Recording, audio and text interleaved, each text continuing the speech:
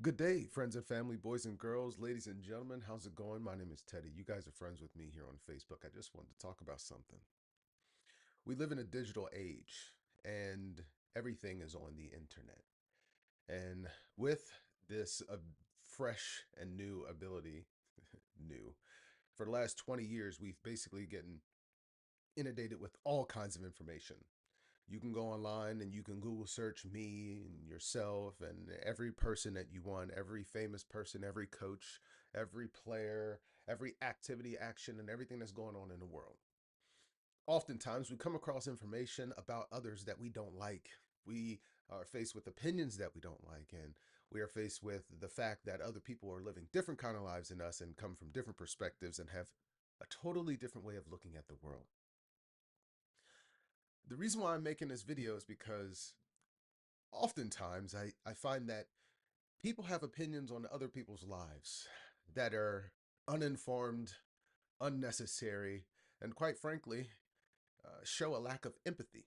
Now, I have friends that are on both sides of every aisle. And I am a polarized and polaristic person myself, not in a cold way. Polarized meaning I can I am polarizing. I can see both sides and I can argue both sides, but I'm typically in the middle because where my position stands is I am going to afford you the ability to do with your life that which you wish to do with your life. And I want to do with my life that which I want to do with my life. And all is well until you tell me what to do or until I tell you what to do, because that's when conflicts arise. Sometimes it's important for us to recognize that other people have different opinions and that their opinions come from their own drives, desires, experiences, motivations, loves, interest, what have you. All the time on the internet, I see people saying that this person is doing this and this person is doing that, and I don't like it. Bleh. I find a problem with this. Now, listen, I am clearly different than others. But my differences do not stop me from recognizing that other people are afforded the ability to live their own lives. So, in many cases, even if I have a different opinion, a difference of opinion, or if I approach the world in a different way, I do not want to take away that person's ability to live their own lives because their experiences are going to inform them, and then they're going to have a unique contribution in the world. Today I was just going through Facebook and I noticed that people are commenting about other people's lives and the way that they approach certain things, like, for instance, basketball. Recently, one of the women or one of the women's basketball teams won the national championship, and in the midst of winning this national championship, other people felt the need to comment on how that person approached the game, approached their faith, approached their coaching, and approached their ability to guide and to provide tutelage, mentorship to the players. The feedback is essentially, I don't like how this person is pushing their religious beliefs on those children. But really, the root of it comes from, I don't agree with that person's religious beliefs, and I don't think that they should be talking about God. Well, unfortunately, other people are motivated by their faith. And one of the things that I felt the need was to come to the defense, although I do not share the same beliefs as any of these people, nor the people or nor the person in question. I feel the need to defend those who are unable to defend themselves, as it is a just cause to defend those who require defense when they're not around. So I defended said character of said person, and the response that I gave was, you do not have the right to tell that coach how to coach, and you did not choose to go to that school to work with those people. You're only choosing to tear down someone for a different approach than you would take. And that person is winning, and you're not happy that they're winning with that approach. You would rather them shut their mouth and color the way that you think they should shut their mouth and color. And unfortunately, the world is not like that. And also, unfortunately, for you, other people don't have to listen to you or care about your opinion because they are champions. Additionally, we are told that we cannot criticize certain nations and certain countries, not even our own, for our own actions. We are told that we have to be more concerned with basketball, football players, and entertainers than we need to be about the destruction of the environment and innocent lives all over the world. We are told that we have to pay taxes in order to support our nation. As a veteran, this is very offensive to me, but we're told that we have to support other people and what they want, but we're not allowed to advocate for that money to be used in a way to support other people. For instance, we have sent billions of dollars over 50, 60 years to other nations who are currently destroying children and women and innocent civilian lives. We have sent billions of dollars this year and last year and the previous year to other nations to defend them while our own people are not drinking healthy water. We have promoted we have promoted medical interventions in the form of pills and pharmaceuticals and vaccines and other things that not every single person should be required to take, and yet we're forcing that down people's throats. Our nation is going through a thing right now where we're seeking to figure out our identity. And instead of giving voice to the people to help them figure out what they believe and empower them to take actions, we have a couple cadres of individuals to the far right and on the far left who are polarizing us apart and are forcing us to contend with their beliefs and to defend it. Here's what I mean by that. Regardless of who you are or where you live or where you're from, nobody else should be able to tell you how to live your life. The very principles of our country are founded on this ability to provide liberty and freedom and justice for all. I do not see our nation being just. I do not see our nation being free, and I do not see us advocating for liberty. The challenge is that if this is the world that we want, we are going to end up fighting each other over ideologies that right now, the majority of people in the middle, including myself, have no interest in fighting. Rather, I would like to improve our environment, to improve our political stance, to improve our social stance, to improve our economic opportunity, viability, and our future. But we can't focus on those things as long as we're talking about what other people think we should be talking about. Ah, this is a challenge, man. The future is going to be the victors write history, and the future is determined by those who are victorious. It is apparent to me that those who are in the middle, the people who just want to be left alone and just want to empower their fellow man and just want to see freedom and justice for all, it feels like those of us who are advocates of peace are in the minority. It's a very interesting and perplexing thing to me. Why is it that your opinion on my beliefs or my actions or my life should have a stronger pull than my own on my own life?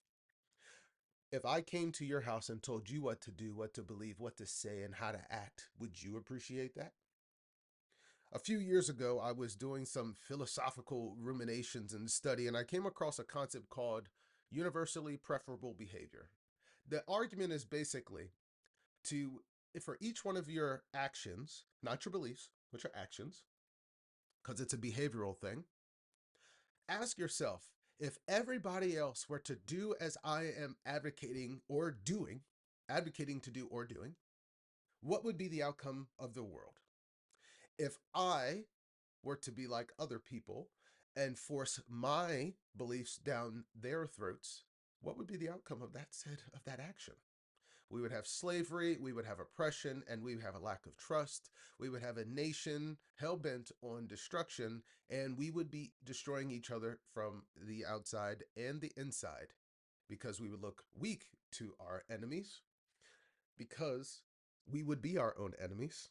And essentially, the divide and conquer strategy would have worked quite well on us.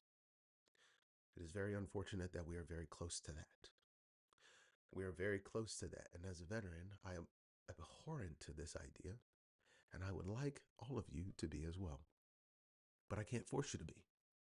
See, we live in a world full of people who want dominance and power over others. Look at my skin color. Look at my tone. Listen to the way I'm speaking. I have no interest in being a slave to you or to anybody else, nor do I have any interest of having power or control over you. And I would defend you and that control and that oppression over you just as much, just as much as I would fight against anybody doing that to me. This is, I think, the quintessence of what it is to be an American. The ability to advocate for oneself, the ability to want to, and the desire to fight against oppression and injustice all over the world, and especially in our country. See, if we fail to advocate for freedom, justice, and liberty, then we have lost the plot. If we fail to advocate for the protection of innocent civilian lives, we have lost the plot. Now, here's the conundrum, and here's the difficult thing for all of us to remember. The actions of our own country over the last, I don't know,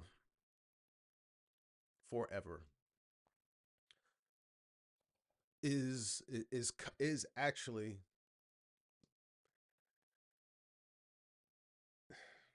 it has set a precedent. And unfortunately, that precedent is creating is has created a world hell bent on destruction. And we could fix it by admitting our faults, by correcting our ways, and by reestablishing our values. But we're not doing that. Instead, we're arguing over what political party or what political virtue signaling is more effective or more at getting people to motivate so that the powerful can use us as a control mechanism to control the rest of the world. Why are we like this? Is that a requirement for us to continue to exist? And is that the world that all of us want? At the end of the day, especially this day, we have to ask ourselves, what are we or who are we as a nation, and what are our values and what is our future? Right now there are people who are aged and full of wisdom, who are or who, instead of providing mentorship for the current generation of leader who is rising to the occasion and who is chomping at the bit to improve the world, they are maintaining a dominance over us and are forcing us into destruction. They're not going to see that destruction. In their minds and in their hearts, they believe that they've done everything that they're supposed to do, but they're living in the past. And here we are, firmly footed in the present, with a future, with a foot still into the future. Our children's lives are at stake, and all we're doing is arguing about whose opinion is more important, instead of asking what values and what kind of future are we living and we're going to determine for our children. So while we're arguing over abortions, we're not talking about how to improve the family. While we're arguing about sexual gender, we're not advocating for people to discover themselves and to empower themselves, and we're not giving them the tools to be thinking critically. Instead of giving people the ability to make decisions for their own bodies according to their own beliefs and circumstances and medical conditions, we are forcing people to unanimously and ubiquitously do things that we think is right when we aren't sure if we are. Back to this universally preferable behavior conversation. If I were to come into your house and put something into your body or force you to eat something that you don't want to eat, and you were to do that to me, we would immediately have a world at war because all of us would be forcing each other to do things we don't want to do. And when the individual is willing to oppress and enslave his fellow man, there you know that you are at the end of a civilization. But also, there are going to be voices who are calling this out, who are going to say, you've got to stop unless you want that destruction. And it seems to me like many of the people in our country are hell bent on our own destruction. Over the next couple years, information is going to come out about our decisions today. They're going to shock and awe you. Information is currently coming out, and we are ignoring it about everything that's happened in the last 3 years.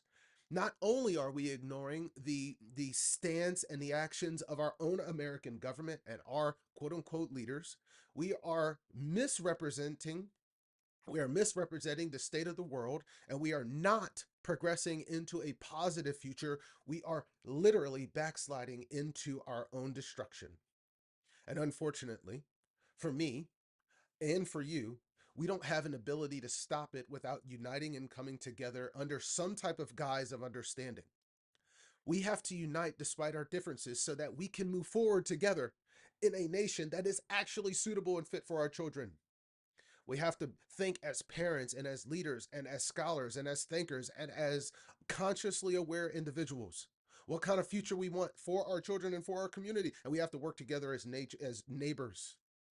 We have to also figure out how to we are literally destroying our world. A lot of you guys are talking about climate change, but I don't think it's about climate change. I think it's about worldwide destruction and human infection and disease that we are causing by eating every animal, by poisoning everything, by GMOing everything, by literally finding poisons and putting into our bodies and telling and us believing that this is somehow going to make us safer or better.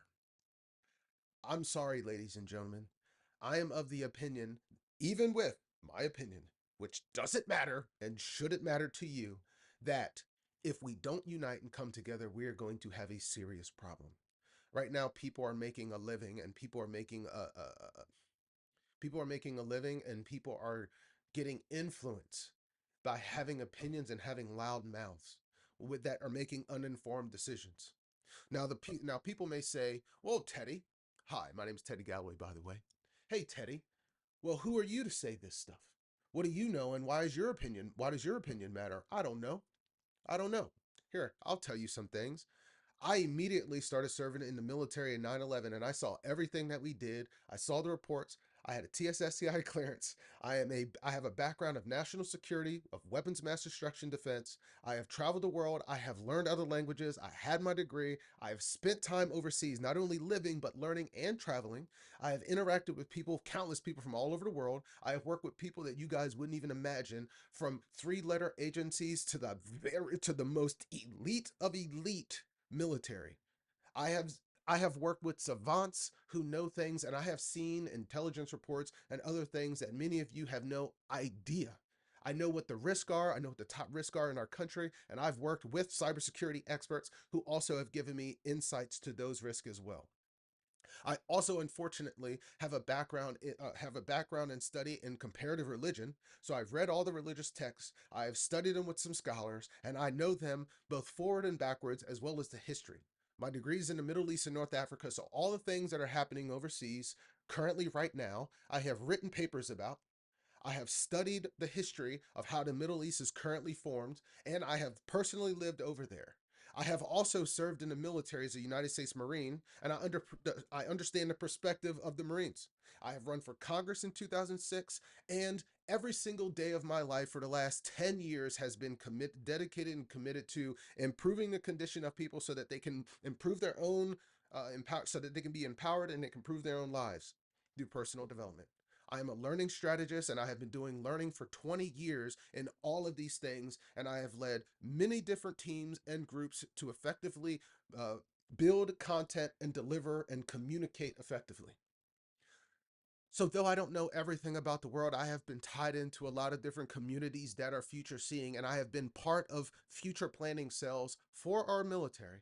And I have been a part of strategies and policies designed for chemical biological defense, pandemic response, and many of the things that you guys have been experiencing over the last 3 years when it comes to the certain that vid. I have been a part of those conversations, and I know what happens behind the scenes and making sure things get to you like prophylactics and emergency response capabilities. I know what they are, and I know how this nation works in that way. So, although I don't know everything, I'm not a scientist. I am a highly educated and very informed individual, not only about the world, but about the current state of affairs and about all of the risk that I have been personally preparing for the last 20 years, mentally, physically, and delivering training on. I'm not a dummy. Here's what I can tell you though. If we are going to have a world worth living in, if we're going to have a country worth fighting for, if we're going to have a nation that is united and working together, we're going to have to change, and we're going to have to change our ways immediately and fast. All of those people who are atheists in the world, who are criticizing God fearing people for believing, you guys are going to have to stop and understand why people are saying what they're saying. All of the people who are Christians and who are critical of Muslims and are critical of Jewish people and are critical of atheists, you guys are going to have to start understanding different people's perspectives. The same goes for Muslims, the same goes for the Jews. And unfortunately, all of us are faced with common enemies that we're not recognizing as enemies today. And they come in the form of political organizations who are using your interest, who are using your lack of education, who are using your ignorance, and who are using your personal opinions as a way to control other people and are pushing you into oblivion, utilizing all the things that motivate you to live. But at the same time, are creating a condition for the future of your children that is far worse than the condition that you currently grew up in. It is insane that we live in a nation where a person has to make $200,000 to just be able to pay their bills. When people are making $100,000 as single people and cannot afford a one-bedroom apartment in small town America, we have a problem. When people's opinions about basketball teams and about entertainers and about what is happening behind the scenes for a certain rapper or a certain singer or whatever is insane, when we are literally surrounded by homeless people in every single one of our streets. Around every corner in every neighborhood, there is a family struggling who doesn't have water in their house because they cannot afford to both eat and pay their water bill or pay their rent and their electricity. And we are continuously pumping money like it doesn't matter, and we are destroying our country, and it's like we don't know history of the nations who overinflated their currency. And here we are arguing over what is the faith of a basketball coach, or we're arguing over why we should be defending a sexual predator who just so happens to be a famous rapper. We are so concerned about things that don't matter that we are not concerned about the things that do. And frankly, my dear lady and gentleman, my dear friend and colleague, my dear enemy and backbiter, we are unable to respond to the threats of the world because we are unable to recognize what is important, which is our values.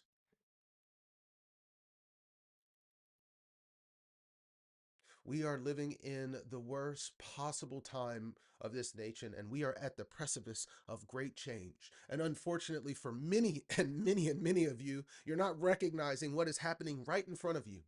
You cannot recognize the evil that is pouring out of our essence. Our essence of evil is literally pouring out. And all of the opportunity for us to improve is right around the corner, but yet we're not doing it. I didn't intend to make such a long video.